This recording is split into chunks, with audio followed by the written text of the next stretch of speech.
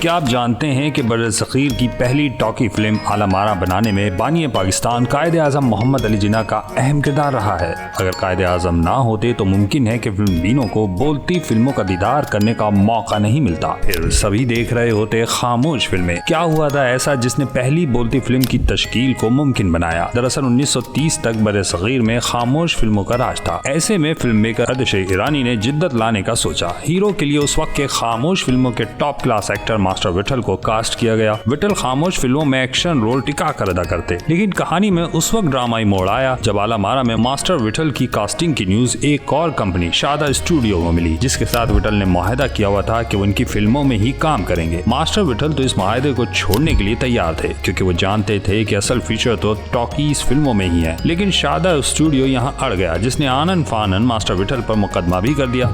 अब ऐसी सूरत हाल में मास्टर विठल ने उस वक्त के सबसे आला प्रोफाइल वकील कायद-ए-आज़म मोहम्मद अली जिन्ना की खिदमत हासिल करने का सोचा। उनसे राब्ता किया गया, जिन्होंने मास्टर विठल का दिफा किया और कोर्ट में ऐसे ठोस दलाइल दिए कि मुकदमा जीत गए, जिसके नतीजे में मास्टर विठल को आला मारा में अपना मतलूबा किरदार अदा करने की इजाजत मिल गई। यूं कायद-ए-आज़म मोहम्मद अली जिन्ना की काबिलियत, जहानत और जबरदस्त दलाइल की बिना पर मास्टर विठल को मौका मिला बरसग़ीर की पहली बोलती फिल्म आला मारा में काम करने का, जो 14 मार्च 1931 को सिनेमा घरों में लगी। यूं इसकी नुमाइश को 93 साल हो गए हैं। अब अगर तसव्वुर करेंगे मास्टर विठल बानी पाकिस्तान की खिदमत हासिल ना करते तो मुमकिन है कि पहली बोलती फिल्म आला मारा हकीकत का रूप भी न बनती, क्योंकि फिल्म मेकर अरशद ईरानी सिर्फ मास्टर विठल के साथ फिल्म बनाने के मूड में थे।